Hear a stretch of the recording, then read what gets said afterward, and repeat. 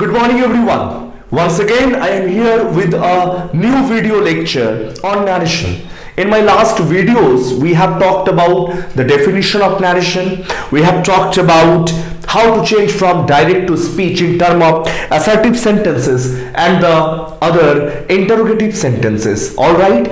So here I am with the continuation of the previous chapters. I was talking about interrogative sentences, right? So इस video lecture में हम लोग बात करेंगे कि इंटरोगेटिव सेंटेंसेस का कुछ और भी पैटर्न हो सकते हैं. क्या है वो पैटर्न, उसके बारे में हम लोग डिस्कशन करेंगे. Alright, okay. सो देखो मैंने लिखा यहां पे कि will you, would you, could you.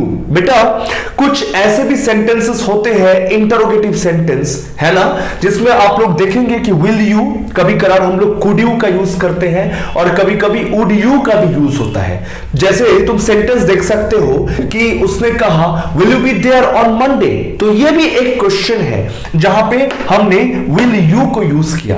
आप सेंटेंस देखो, he shouted will you keep silence. आप देख रहे हैं अगेन कि इस सेंटेंस में भी will you का यूज हो रहा है. ये प्रीवियस सेंटेंस में भी क्या था, will you ही था.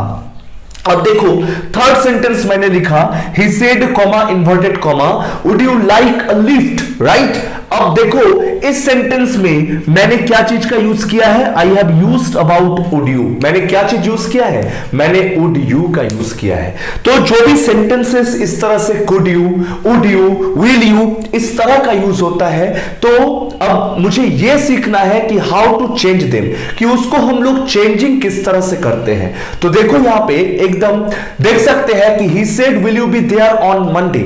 एक्चुअली ये एक ऑर्डिनरी क्वेश्चन है, राइट? ये क्या है, एक ऑर्डिनरी क्वेश्चन है. तो प्रोबेबली आपको पता है कि ऑर्डिनरी क्वेश्चन में हम लोग क्या कर रहे थे, हम लोग ये जो रिपोर्टिंग वर्ब है सेड होता है या सेड टू होता है, उसको हम लोग ट्रांसफॉर्म कर रहे थे आस्क्ड में, राइट? तो यहां पर भी वही रूल एप्लीकेबल होगा. तो क्या है देखो कि ही आस्क्ड और देयर आफ्टर मैंने आपको बताया था कि इफ और वेदर मुझे यूज करना है, राइट? तो मैंने यहां पे क्या यूज किया, if, and thereafter it is followed by subject. अब इफ के बाद क्या होगा, विल यू है तो यू इज द सब्जेक्ट. अब यू तो सेकंड पर्सन है. आई टॉक टू कि अगर भाई ये सेकंड पर्सन है तो आप क्या करेंगे, ऑब्जेक्ट को देखेंगे. बेटा देखिए ही सेड है बट यहां पे कोई भी ऑब्जेक्ट नहीं है. तो जब यहां पे ऑब्जेक्ट मिसिंग हो तो व्हाट टू डू, क्या करना है, कोई भी ऑब्जेक्ट यहां पे आप यूज कर सकते हैं. अब इफ अगर आप यूज करते हैं ही, वो भी करेक्ट है, शी वो भी करेक्ट है, हो सकता है आई वो भी करेक्ट है, कुछ भी ऑब्जेक्ट वहां पे यूज कर सकते हैं. क्या है केस, आपको समझ में आ गया होगा कि अगर यहां पे जो ऑब्जेक्ट है वो मिसिंग है और ये जो डायरेक्ट स्पीच है उसमें यू सेकंड पर्सन का यूज हुआ है, राइट? तो हम लोग क्या करते हैं, तो देखो यहां पे हमने यूज किया है ही, एंड देयर आफ्टर विल का पास्ट टेंस क्या होता है, वुड, और वुड के बाद क्या है बेटा, be there on Monday and it will remain same. ये सेम ही रहेगा, देखो बी देयर ऑन मंडे. तो अब तुम्हारे मन में ये क्वेश्चन आ रहा होगा सर तो इसमें नया बात क्या है, प्रीवियस वीडियोस में जो इंटरोगेटिव सेंटेंसेस था there I followed the same instruction, there I followed the same rule. एकदम सही बात है. ऐसा इसलिए क्योंकि ये जो सेंटेंस था बेटा ये ऑर्डिनरी एक सेंटेंस था, राइट? ये क्या था, एक ऑर्डिनरी सेंटेंस था, इसलिए सेम रूल को ही फॉलो अप किया. ठीक है. अब दूसरा सेंटेंस देखो क्या है कि वो चीख कर कहता है या क्या कहा बेटा, ही शाउटेड वो कहता था या वो कहा, क्या कहा, विल यू कीप साइलेंस, क्या तुम चुप रहोगे? तो ध्यान से देखो कि यहां पर क्या है कि ये शाउटेड शब्द का यूज किया गया, राइट? तो आपको करना क्या होता है, आपको इसको रिकॉग्नाइज करना है. क्या रिकॉग्नाइज करना है, यहां पे जो रिपोर्टिंग वर्ब है उसको रिकॉग्नाइज करना है.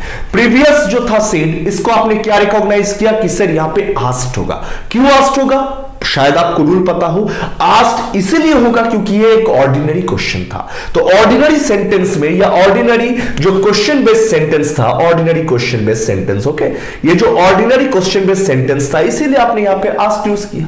बट ये सेंटेंस में आपने शाउटेड को यूज किया है. ऐसा क्यों, क्योंकि ही शाउटेड, उसने चीख कर कहा, तो ये भी यहां पे सेम रह गया, ही शाउटेड. तो इसमें कोई परेशानी नहीं है. आप सेंटेंस को देख लोगे कि आखिर वो क्या कौन सा आइडिया रिफ्लेक्ट करने का कोशिश कर रहा है। अब ये वाला देख लो कि he said would you like a lift या would you like to lift. अब ध्यान से देखो, ये कहीं ना कहीं पर एक ऑफरिंग है, आप किसी को ऑफर करते हैं, तुम्हें ये पसंद है क्या, इसका मतलब क्या है। Would you like to have a cup of tea, इसका मतलब क्या, आप किसी को चाय के लिए, आप किसी को कॉफी के लिए इनवाइट कर रहे हैं, ऑफर कर रहे हैं। तो देखो मैंने यहां पर ये सेट को क्या चेंज कर दिया था, यहां पे ऑफर्ड में कन्वर्ट कर दिया था। इस रूल को हमेशा याद रखेंगे, ठीक है। तो क्या था यहां पे, ही शाउटेड, वो किसके ऊपर चिखा होगा, हो सकता है कि वो मेरे ऊपर चिखा होगा। अब तुम बोलोगे सर वो तो क्लैरिफिकेशन नहीं है, तो मैंने आपको पहले ही बताया था कि अगर ऑब्जेक्ट मिसिंग है तो कोई भी ऑब्जेक्ट को डाल देंगे, राइट। तो वो मेरे ऊपर चिख कर क्या कहा होगा कि भाई कीप साइलेंस, चुप रहो। तो मैंने क्या बनाया कि ही शाउटेड एट मी, और इसके साथ पर्पस क्या है, वो क्यों शाउट किया, पर्पस ये है कि टू कीप साइलेंस, ताकि हम चुप रहे। तो इस तरह के सेंटेंस को आप कन्वर्ट इस तरह से कर सकते हैं। तुम थर्ड सेंटेंस देखो, ही सेड, उसके बाद क्या था, would you like a lift, इस तरह का सेंटेंस था। तो ये सेंटेंस क्या रिफ्लेक्ट करता है, ये सेंटेंस रिफ्लेक्ट करता है ऑफर या इन्विटेशन। तो उसने मुझे ऑफर किया, तो मैंने लिखा ही ऑफर्ड मी, क्या ऑफर किया, देखो अ लिफ्ट, क्या, ठीक है। तो ये लिफ्ट ऑफर किया गया है, तो मैंने लिखा सो सिंपल कि ही ऑफर्ड मी अ लिफ्ट। इस तरह से हम लोग सेंटेंस को ट्रांसफॉर्म कर देते हैं। तो अगर will you, would you, could you, इस तरह का सेंटेंस रहेगा, तो रूल क्या कहता है बेटा कि ये जो रिपोर्टिंग वर्ब है, ये जो शाउटेड, सेड, ये सेड, ये जो रिपोर्टिंग वर्ब्स है, तो as per as the meaning okay of the sentence you have to change it accordingly. अब देखो दूसरा मैंने एक सेंटेंस लिखा कि ही सेड, उसने क्या कहा, सुनो, would you like to have a drink. अब ये क्या है, आपको प्रीवियस जो एग्जाम्पल था उसमें ये क्लियर हो गया कि यहां पे what is being asked here, क्या मांगा गया है। यहां पर अगर हम आपसे ये कहे कि would you like to have a cup of coffee, उसी तरह का would you like to have a drink, ये क्या है, ये एक इनवाइट है। आप किसी को ऑफर करते हैं, आप किसी को इनवाइट करते हैं, तो सो सिंपल क्या हो जाएगा, ही इनवाइटेड, किसे, फिर से ध्यान से देखो, मुझे ही किया होगा। क्यों, क्योंकि यहां पे रिपोर्टिंग जो वर्ब के बाद जो ऑब्जेक्ट होनी चाहिए, that object is missing here. तो मैंने यहां पे क्या यूज किया है, मी यूज किया है। तो ही इनवाइटेड मी, किस लिए, फॉर अ ड्रिंक, एक ड्रिंक के लिए उसने मुझे इनवाइट किया। इस सेंटेंस को अगर आप चाहते हो तो ऑफर्ड से भी बना सकते हैं, नो ऑब्जेक्शन, कोई परेशानी नहीं है। तो आप क्या बनाएंगे कि ही ऑफर्ड मी व्हाट, तो यहां पर लग जाएगा अ ड्रिंक। तो इसमें ये दोनों में से ऑफर्ड और इनवाइटेड से अगर आप सेंटेंस को फॉर्म करते हैं तो सिर्फ एक डिफरेंशिएशन है। ऐसा क्या बेटा, अगर ऑफर्ड यूज करते हैं तो उसके लिए हमेशा हम लोग क्या करेंगे, डायरेक्ट ऑब्जेक्ट यूज करते हैं। व्हाट डज दिस मीन, कि इसके बाद कोई भी प्रीपोजिशन यूज करने का कोई जरूरत नहीं है। तो देखो उसने मुझे क्या ऑफर किया, डायरेक्ट मैंने लिखा है कि अ ड्रिंक। लेकिन जब आप इनवाइटेड वर्ड का यूज करते हैं तब वहां पे प्रीपोजिशन देना फिर कंपलसरी हो जाता है, एंड दैट इज व्हाई यहां पे फॉर है। और फॉर क्या है, यहां पे एक प्रीपोजिशन का काम करता है। एक ड्रिंक के लिए मुझे ऑफर किया गया, राइट, तो एक ड्रिंक के लिए मुझे इनवाइट किया गया। तो इनवाइट के साथ क्या करेंगे, प्रीपोजिशन लाएंगे, और ऑफर्ड के साथ प्रीपोजिशन का यूज नहीं होगा। ये छोटी सी बात, you have to just keep this words in your mind, तुम्हारे जहन में ये शब्द होनी चाहिए, राइट। चलो अब देखो इसके बाद हमने लिखा है, अब चलो, तो ये जो एक सिलसिला था इंटरोगेटिव सेंटेंस का, उसको हमने फिनिश कर लिया है। We have finish the interrogative sentence. मुझे ये पता है कि इंटरोगेटिव सेंटेंसेस के दो पार्ट होते हैं, एक को हम लोग यस नो क्वेश्चन बोलते हैं interrogative sentence, and second part होते हैं WH क्वेश्चन। हमने लास्ट वीडियो लेक्चर्स में सब केस को स्टडी किए हैं, और आज मैंने एक स्पेशल रूल भी आपको बताया कि इंटरोगेटिव सेंटेंस इस तरह के फॉर्म में भी रह सकता है, and how to change them without any errors, right. तो कोई भी सेंटेंस को विदाउट एरर्स यूज इस तरह से ही हम लोग करते हैं, ओके। चलो अभी हम लोग एक नेक्स्ट कैटेगरी के बारे में बात करते हैं। बेटा आपको शायद पता हो कि सेंटेंस के जनरली 5 काइंड्स होते हैं। फर्स्ट होता है असर्टिव सेंटेंस, सेकंड होता है इंटरोगेटिव सेंटेंस, थर्ड होंगे इंपैरेटिव सेंटेंस, इसके बाद हम लोग बात करेंगे optative sentence and the fifth one is exclamatory sentence. तो हम लोग जो नरेशन पढ़ने वाले हैं इसमें टोटल सेंटेंसेस के ऊपर में हम लोग बात करेंगे एंड अपार्ट फ्रॉम दैट हम लोग कुछ मिसलेनियस एक्सरसाइजेस के ऊपर में भी बात करने वाले हैं। That is very important to understand. ठीक है, चलो खैर ये सबको हम लोग बाद में देखेंगे। सबसे पहले शुरू करते हैं इंपैरेटिव सेंटेंस। इंपैरेटिव सेंटेंस क्या होता है बेटा?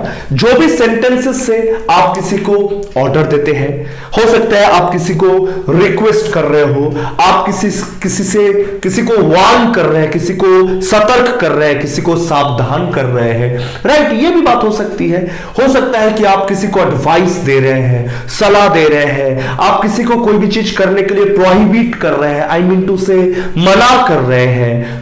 हो सकता है कि आप किसी को इंस्ट्रक्शन दे, निर्देश दे कि भाई इस तरह से काम करना है, जैसे जनरली टीचर्स वगैरह या जैसे एग्जाम के टाइम पे जो इन्विजिलेशंस जो ड्यूटीज होते हैं, तो इन्विजिलेटर्स हमें क्या करते हैं, एक पर्टिकुलर एक इंस्ट्रक्शन फॉलो करने के लिए कहते हैं, राइट? तो कोई भी सेंटेंस में जब ऑर्डर, कमांड, रिक्वेस्ट, एडवाइस मतलब सलाह, सजेस्ट मतलब किसी को सजेशन देना, वार्न किसी को सतर्क कर देना, ये सब जब भी आपको मिलेंगे तो those are known as imperative sentence. इस तरह के सेंटेंस को हम लोग क्या बोलते हैं? इस तरह के सेंटेंसेस को हम लोग इंपैरेटिव सेंटेंस बोलते हैं। चलो तो शुरू करते हैं कि किस तरह से इंपैरेटिव सेंटेंस को हम लोग कन्वर्ट करेंगे। आई मीन टू से कि किस तरह से इंपैरेटिव सेंटेंस में हम लोग समझने का कोशिश करेंगे कि आखिर वो क्या है। सेंटेंस में वो ऑर्डर है, कमांड है, वार्न है, फॉरबिड है, एडवाइस है, रिक्वेस्ट है, प्रोहिबिट मतलब किसी को मनाही करना है ना, ये क्या है आखिर, उस चीज को समझने का कोशिश करेंगे। तो सबसे पहले हम आपको एक एग्जाम्पल देना चाहेंगे कि उसने रामू को कहा या कही, देखो जो भी है, don't mind my Hindi is very poor, तो अगर हो सकता है कि हिंदी में कुछ प्रॉब्लम्स आ रही है, so I beg your pardon, please forgive me for that. Okay, चलो खैर हम लोग आगे बात करते हैं। What I have talked about, मैं imperative sentences के बारे में बात कर रहा था। तो imperative sentences में सबसे पहले आपको समझना पड़ेगा कि आखिर जो डायरेक्ट स्पीच है उसका आइडिया क्या है, आई मीन उसका जो कोर मीनिंग क्या है, वो किस तरह का इंपैरेटिव है, वो ऑर्डर दे रहा है, इंस्ट्रक्शंस दे रहे हैं, ये समझना पड़ेगा। तो चलो देखते हैं। सबसे पहले she said to रामू, उसने रामू को कहा कि प्लीज ब्रिंग माई बुक। तो जो भी सेंटेंसेस में आप ध्यान से देखो, प्लीज शब्द का यूज हो रहा है, काइंडली शब्द का यूज हो रहा है, राइट? तो ये विनम्रता का जो भाव होता है, एक बोल सकते हैं कि हम्बलनेस का जो एक सेंस होता है, भाव होता है, उसी चीज को एक्सप्रेस करता है। ऑलराइट, तो सेंटेंस में देखो क्या है, she said to Ramu please bring my book. तो ये सेंटेंस पढ़ने के बाद ही तुम्हारे दिमाग में ये कॉन्सेप्चुअलाइज्ड होना चाहिए कि सर ये तो रिक्वेस्ट है, ये अनुरोध किया गया है, ये आग्रह किया गया है कि मेरा बुक मुझे प्लीज काइंडली दया करके जो भी बोलो लाके दो, राइट? तो इस तरह के सेंटेंसेस में करना क्या होगा वो ध्यान में रखो। सबसे पहले देखना पड़ेगा कि यहां पे रिपोर्टिंग वर्ब कहां पे है। इस सेंटेंस में है सेड टू रिपोर्टिंग वर्ब, ये देखो reporting verb, here it is reporting verb, और फिर मुझे दिख रहा है कि यहां पर भी एक रिपोर्टिंग वर्ब है। तो सेंटेंस के कोर आइडिया को समझ के अकॉर्डिंगली आपको रिपोर्टिंग वर्ब को बदल देना है। तो ये तो अनुरोध था, एज बिकॉज वहां पे प्लीज शब्द का यूज हुआ है, यहां पे काइंडली ये शब्द का यूज हुआ है, दया करके, आग्रह के साथ, राइट? तो इस तरह के सेंटेंसेस में हम लोग क्या करेंगे, ये सेड टू को कन्वर्ट करके रिक्वेस्टेड कर दिया, राइट? कोई परेशानी नहीं। अगर ये सेंटेंस अगर कमांड वाला सेंटेंस का होता, मतलब इसका सेंस अगर कमांडिंग होता, तो हम करते क्या, यही सेड टू को हम लोग कमांडेड लिख देते, राइट? अगर इसका भाव, इसका सेंस अगर इंस्ट्रक्शन वाला होता, तो हम करते क्या कि ये सेड टू को हम लोग आंसर में, मतलब जब इनडायरेक्ट नरेशन में कन्वर्ट कर रहे हो, वहां पे हम लोग इंस्ट्रक्टेड लिख देते। ओके, सपोज मान लेते ये ऑर्डर होता तो यहां पे ऑर्डर लिख देते, सलाह देना एडवाइस होता तो यहां पे एडवाइस्ड कर देते, मना करना प्रोहिबिट होता है या तो फॉरबिड होता है तो हम लोग सेड टू की जगह में प्रोहिबिटेड कर देते, पास्ट टेंस यूज करना पड़ेगा एज बिकॉज ये पास्ट टेंस पे है, ठीक है। और यहां पर भी हम लोग क्या करते हैं, अगर मना करना फॉरबिड भी होता है तो सेड टू को कन्वर्ट करके हम लोग क्या करते, बोलो, मैंने आपको बताया फॉरबिड करते। हो सकता है कि सेंटेंस में वार्न किया गया है, warn in the sense of क्या, किसी को सावधान किया गया है, तो आप भी यहां पर सेड टू को बदल के चेंज करके हम लोग क्या करते हैं, हम लोग यहां पे वार्न का यूज करते हैं। ये समझने वाली बात है, ओके। तो चलो सॉल्व करते हैं कुछ, तो बहुत सिंपल है। तो करना क्या है बेटा कि देखो, शी सेड टू रामू, तो आपको लिखना है शी रिक्वेस्टेड रामू, हो गया। अब ये जो इन्वर्टेड कॉमा देख रहे हो, इसके रिप्लेसमेंट में आपको यूज करना है टू। क्या यूज करना है, रूल देखो, टू और टू के बाद वर्ब वन एंड फाइनल हो जाएगा ऑब्जेक्ट। ये रूल को फॉलो करना है, ओके। तो क्या हो जाएगा कि शी रिक्वेस्टेड रामू, फिर देखो क्या है, टू के बाद वर्ब वन, वर्ब क्या है, ब्रिंग, तो हो जाएगा टू ब्रिंग। अब देखो माय बुक, वो लड़की कहती है रामू को मेरा बुक, इसका मतलब उसका बुक, तो ये फीमेल जेंडर है, राइट, ये फेमिनिन जेंडर है, तो इसलिए यहां पे क्या हो गया, हर हो गया। यहां पे रमेश होता या ही होता तो यहां पे क्या हो जाता, हिज बुक हो जाता। मैंने आपको पहले भी रूल पढ़ाया है, शायद आपको याद हो, SON, ये रूल 1 2 3 मैंने बताया था। फर्स्ट पर्सन होता है तो सब्जेक्ट के अकॉर्डिंग चेंज होता है, सेकंड पर्सन होता है तो ऑब्जेक्ट के अकॉर्डिंग चेंज होता है, एंड थर्ड पर्सन होता है तो देयर इज नो चेंज। तो इस सेंटेंस में माई बुक है, माई क्या है बेटा, फर्स्ट पर्सन है, तो फर्स्ट पर्सन सब्जेक्ट को देख के बदलेंगे, तो सेंटेंस में सब्जेक्ट क्या है, शी, इसलिए वहां पे हो गया हर। अंडरस्टूड। चलो नेक्स्ट हम लोग रूल देखो, she said to me have a glass of milk. तो बेटा ये तो सिंपल सी बात है, have a glass of milk, clear. तो ये सेंटेंस को आप कुछ भी लगा सकते हो, है ना, इंस्ट्रक्टेड कर सकते हो, वो भी चलेगा। सिंपल हमने यहां पे आस्क्ड कर दिया, she asked me to have a glass of milk, इस तरह से, ठीक है। अब ये देखो sentence, Ram said to Sita take medicine regularly. जब दवाई के बारे में बात किया गया है, व्हाट डज दिस मीन, कि ये जो सेंटेंस है ये एक एडवाइस है, ये एक सलाह है, राइट। तो सलाह जब भी दे रहे हैं तो एडवाइस कर देंगे। यहां पे एक बात समझने का है, याद रखो, एडवाइस्ड का स्पेलिंग बच्चे गलती कर देते हैं, दैट इज एडवाइज्ड। देखो ADVISED, एडवाइज्ड, राइट। अब तुम बोलोगे कि सर आपने यहां पे CE लिखा था तो वहां पे जाके वो S में क्यों कन्वर्ट हो गया, that's a good question. But हमेशा याद रखो, ये जो एडवाइस मैंने लिखा था बेटा, ये एक नाउन फॉर्म था, इसी का वर्ब फॉर्म में आपको S का यूज करना है। तो क्या हो जाएगा, राम एडवाइज्ड सीता, उसके बाद मैंने क्या बोला, 2 प्लस वर्ब 1, तो क्या हो गया 2, वर्ब क्या है take, thereafter medicine regularly, same हो जाएगा रेगुलरली। अंडरस्टूड। चलो कुछ आगे देखते हैं कि he said follow my instructions। ये सेंटेंस देखो कि उसने कहा follow my instructions, मेरे इंस्ट्रक्शंस को फॉलो करो, ऑलराइट। तो ध्यान से वही वाली बात है, तो भाई ये तो इंस्ट्रक्शन को फॉलो करने के लिए बोला गया, मतलब ये एक ऑर्डर है। तो सेंटेंस में आप क्या लिखेंगे, he ordered। आप चाहो तो मी का यूज करो, नहीं चाहो नो यूज ऑफ मी।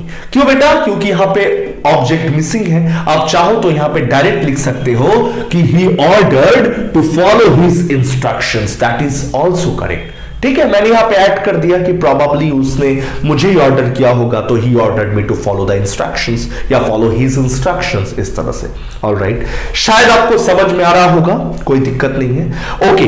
इसमें एक बहुत इंपॉर्टेंट चीज है, that is very critical actually and very complex to understand. Complex तो नहीं बोलेंगे, बहुत आसानी है एक तरह से समझना, but there are some certain words though should be kept in your mind. तुम्हारे दिमाग में कुछ वर्ड्स हैं वो जरूर रहना चाहिए। देखो ये जितने भी सेंटेंसेस आप देख रहे थे, या तो वो सेंटेंस प्लीज, काइंडली, है ना, ये सब से स्टार्ट हो रहे थे, और या तो तुम देखो वर्ब से भी सेंटेंस शुरू हो रहा था, जैसे हैव वर्ब है, टेक वर्ब है, फॉलो वर्ब है, राइट लेकिन कभी कभी होता क्या है कि जब हम किसी को मना करते हैं ना कोई चीज करने के लिए, तो जनरली क्या होता है, डू नॉट या डोंट से सेंटेंस शुरू होता है। जैसे follow my instructions, don't follow my instructions, इस तरह का। जैसे बैठो यहां पे, सीट हियर, यहां पे मत बैठना, डोंट सीट हियर। किसी को मना कर रहे हैं, यहां पे स्मोक मत करो, डोंट स्मोक हियर, इस तरह के। राइट, तो इस तरह के सेंटेंस को हम लोग क्या बोलते हैं, इसको हम लोग बोलते हैं बेटा नेगेटिव इंपैरेटिव सेंटेंस। क्या बोलते हैं, आई रिपीट, इसको बोलते हैं नेगेटिव इंपैरेटिव सेंटेंस। अगर सेंटेंस में डू नॉट या डोंट दिखा तो बहुत आसान है, आप क्या करेंगे, ये जहां पे टू यूज कर रहे थे, इसी टू के जगह में अब आपको यूज करना है नॉट टू। आई रिपीट, इसी टू के जगह में आपको क्या यूज करना है, आपको यूज करना है नॉट टू। अब देखो कैसे बनाएंगे। जैसे the teacher said to Hari, do not write on the table. Teacher ने हरी को क्या कहा, don't write on the table, table के ऊपर मत लिखो। तो हरी को क्या किया होगा, इंस्ट्रक्ट किया होगा। तो आप क्या लिखेंगे, द टीचर इंस्ट्रक्टेड हरी। अब देखो डू नॉट है तो हो जाएगा क्या, not to write on the table, table के ऊपर लिखने के लिए मना किया गया है। तो क्या हो जाएगा, इसी टू को हम रिप्लेस क्या कर दिए, नॉट टू में कर दिए। तो क्या हो गया बेटा कि not to write on the table. इस चीज को हमेशा याद रखना है। हाँ, इसमें एक बहुत इंपॉर्टेंट चीज, एक वर्ब होता है जिसको हम लोग इंग्लिश में बोलते हैं, प्रेजेंट में होता है फॉरबीड, ओके, एंड पास्ट में इसको हम लोग क्या करते हैं, फॉरबेड करते हैं। आई रिपीट, ये फॉरबीड को हम लोग पास्ट में क्या करते हैं बेटा, फॉरबेड करते हैं। ऑलराइट, क्या करते हैं, फॉरबेड करते हैं। फॉरबेड मतलब किसी को भी कोई काम करने के लिए मना करना, तो ऑलरेडी वो निगेटिव है। ये अगर वर्ब यूज हो गया सेंटेंस में तो हमेशा याद रखो, सेंटेंस में फिर से नो और नेगेटिव कोई भी टर्म यूज नहीं होगा। अब देखो हमने इसको कैसे बनाया था कि the teacher instructed Hari not to write on the table. अब तुम चाहो तो ये सेड टू के जगह में फॉरबेड का भी यूज कर सकते हो। तो अब क्या हो जाएगा, the teacher forbade Hari.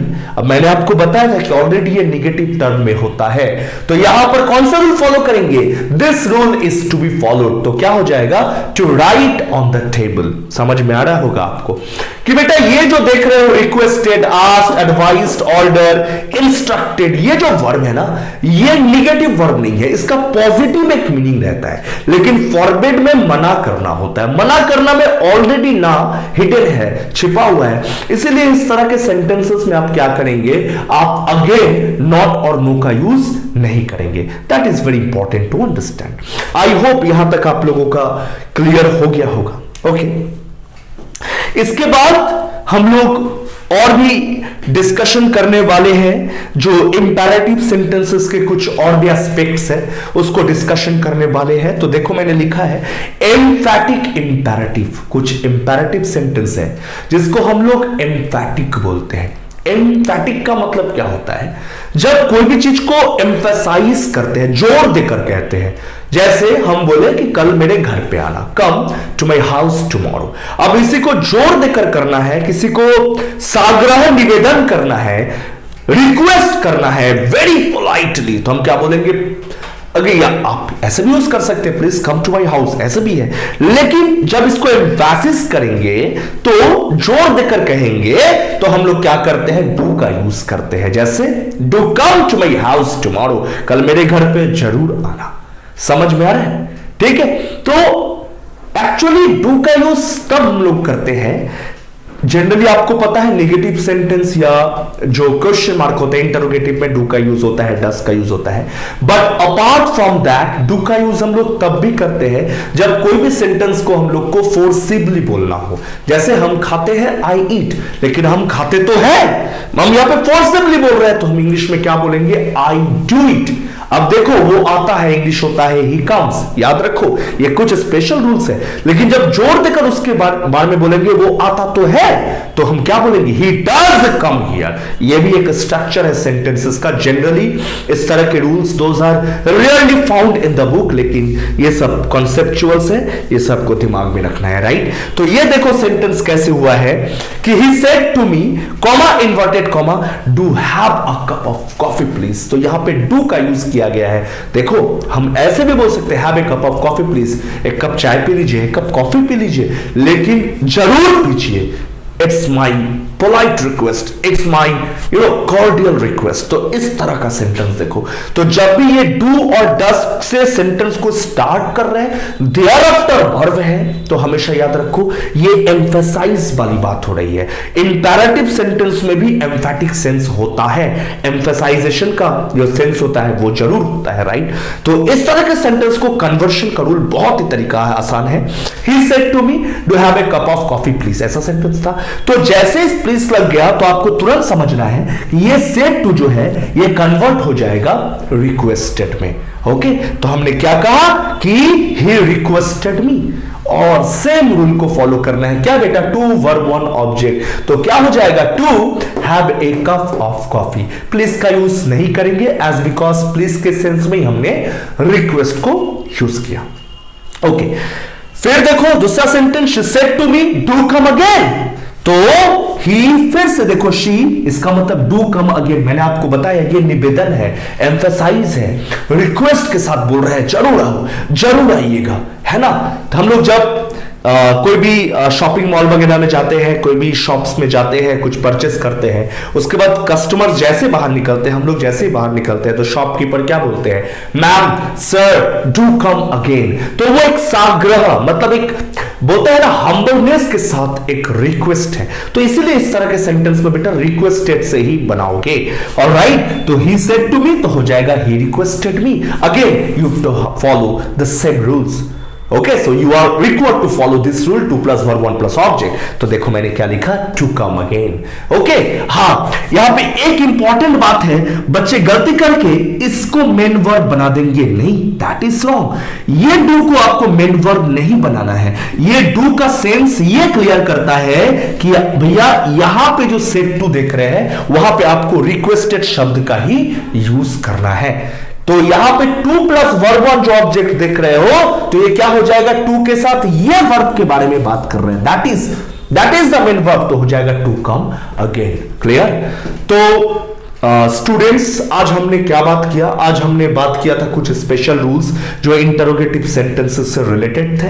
Thereafter we have start imperative sentence. हमने इंपैरेटिव सेंटेंस में एक जनरल जो प्रोसीजर्स होते हैं उसको समझा, एंड देयरआफ्टर हमने एक एम्फैटिक जो इंपैरेटिव सेंटेंस होते हैं ये भी इस वीडियो लेक्चर में समझा, और इसके नेक्स्ट वीडियो लेक्चर में हम लोग इसके रेस्ट जो भी पार्ट है उसको अकम्प्लिश करेंगे। So stay tuned with me always in my YouTube channel, and time to time I will deliver so many videos, and you will have to subscribe, like, and please share if possible. Who knows who requires any help from our side. Okay, किसी को कभी पता नहीं है कब किसी को क्या हेल्प का जरूरत पड़ जाए, तो हम जरूर बोलेंगे कि आपके जो भी फ्रेंड सर्कल है, कोई भी है, तो उसको भी ये वीडियो को जरूर शेयर करना, ताकि और ज्यादा से ज्यादा उनको इंफॉर्मेशन वीडियोस मिलते रहे।